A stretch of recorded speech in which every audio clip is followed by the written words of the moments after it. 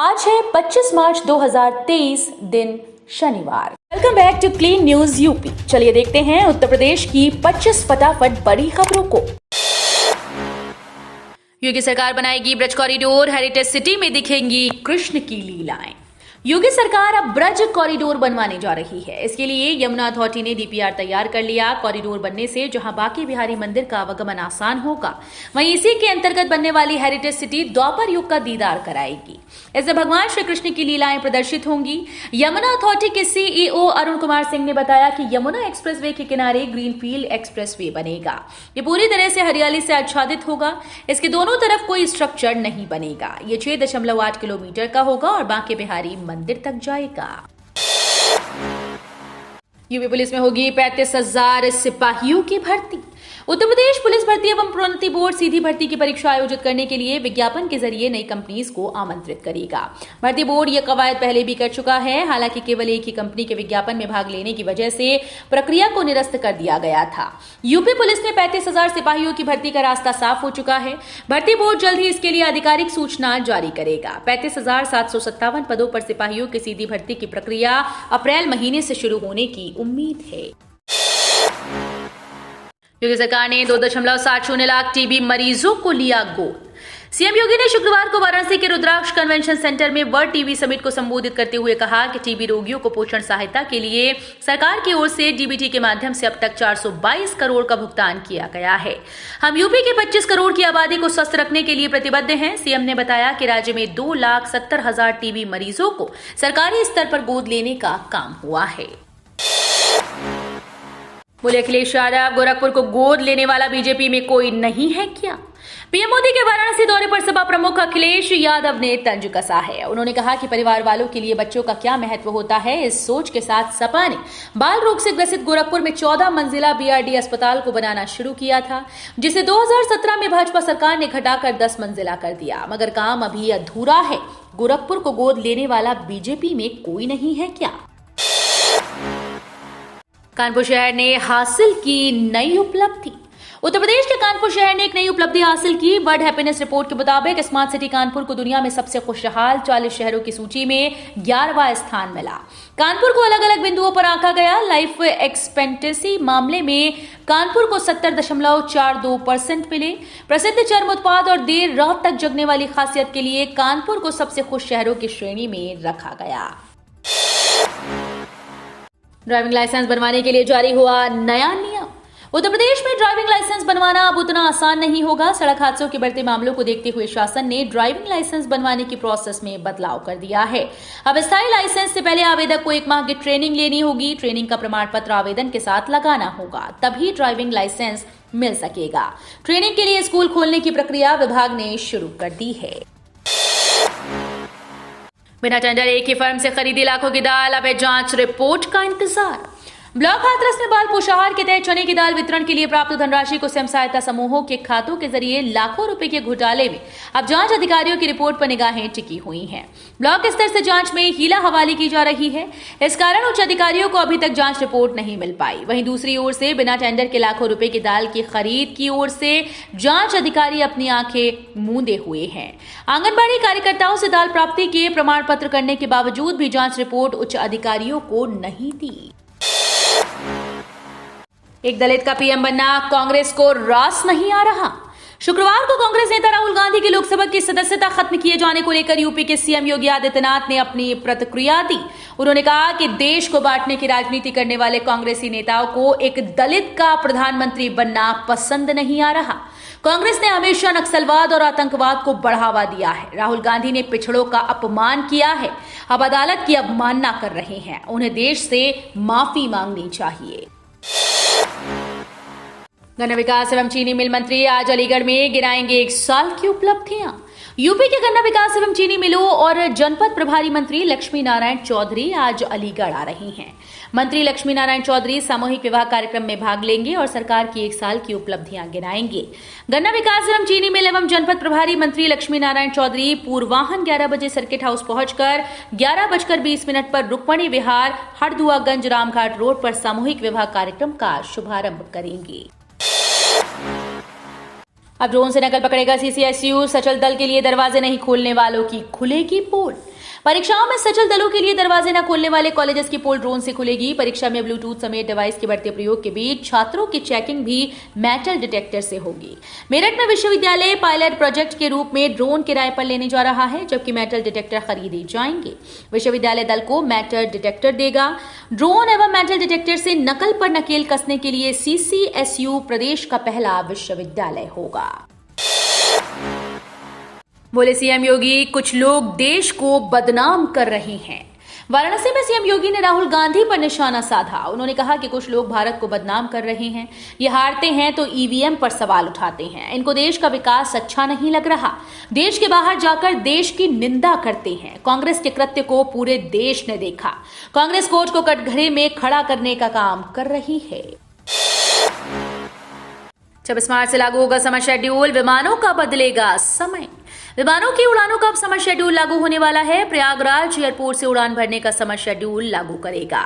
ऐसे में सभी फ्लाइट्स का समय बदल जाएगा। समर शेड्यूल 28 अक्टूबर 2023 तक लागू होगा।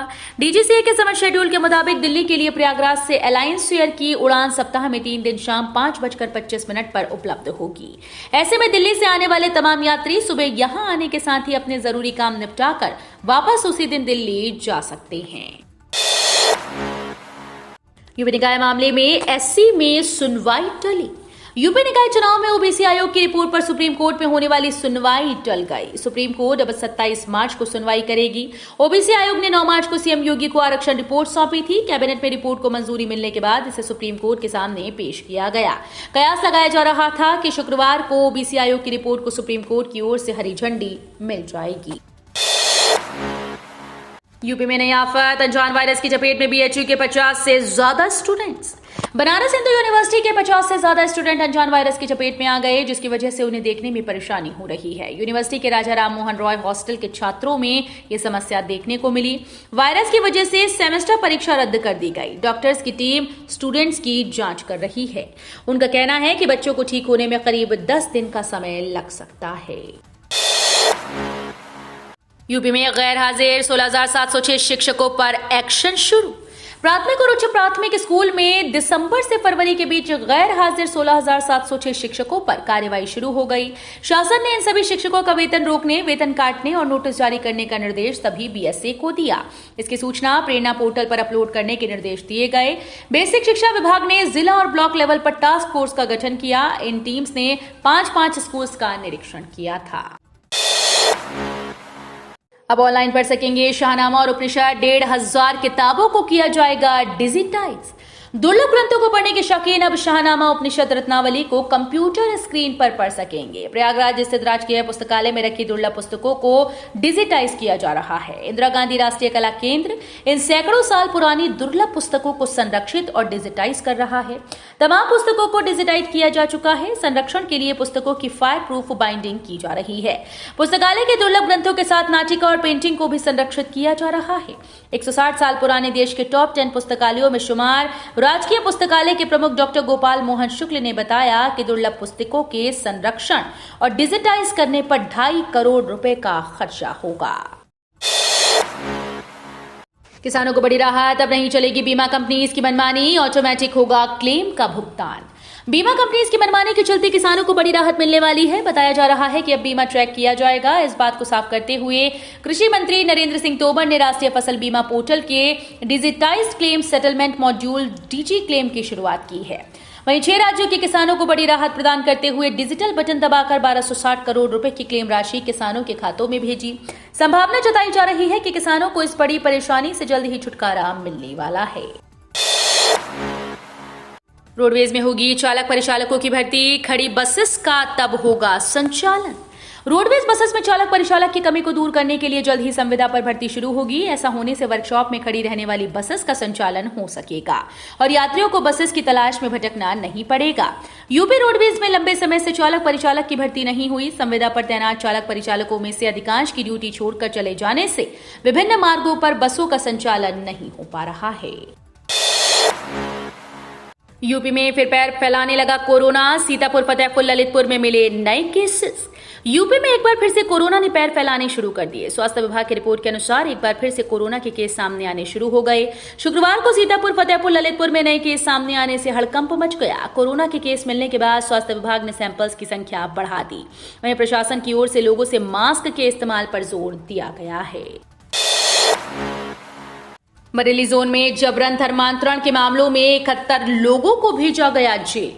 जबरन धर्मांतरण के मामलों में करीब एक साल में बरेली जोन के 9 जिलों में अब तक बड़ी कार्रवाई हुई। धर्मांतरण के सबसे अधिक 11 मामले बरेली जिले में दर्ज किए गए और सबसे अधिक गिरफ्तारी भी बरेली जिले में हुई।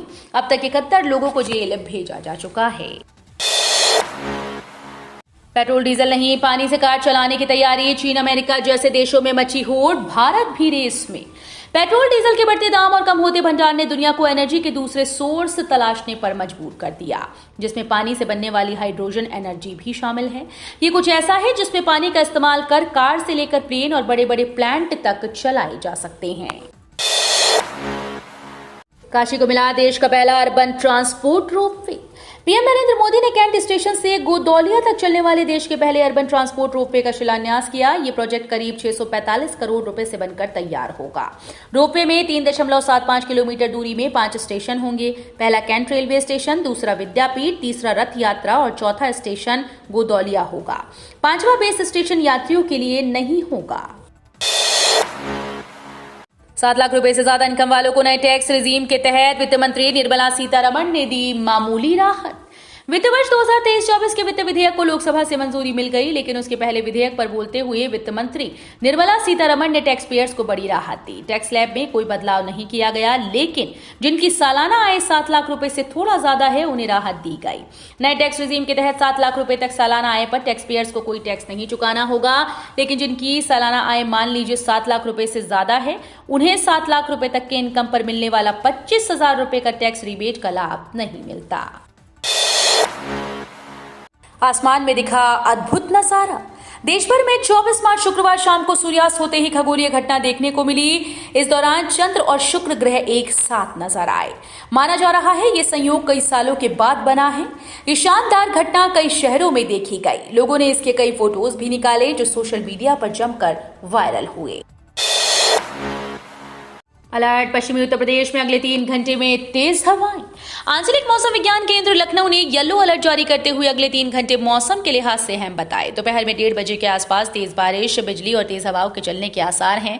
हवाओं की चाल 30 से 40 किलोमीटर प्रति घंटे के आसपास हो सकती है। जिलाधिकारी अलीगढ़, मथुरा, बुलंदशहर, गौतम बुद्ध नगर, गाजियाबाद, बागपत, मेरठ, हापुड़, अमरोहा, शामली, मुजफ्फरनगर, बिजनौर, सहारनपुर को इसकी सूचना जारी कर दी गई। तो ये थी आज की 25 फटाफट बड़ी खबरें। अगर आपको न्यूज पसंद आई हो तो वीडियो को लाइक और शेयर जरूर करें। धन्यवाद।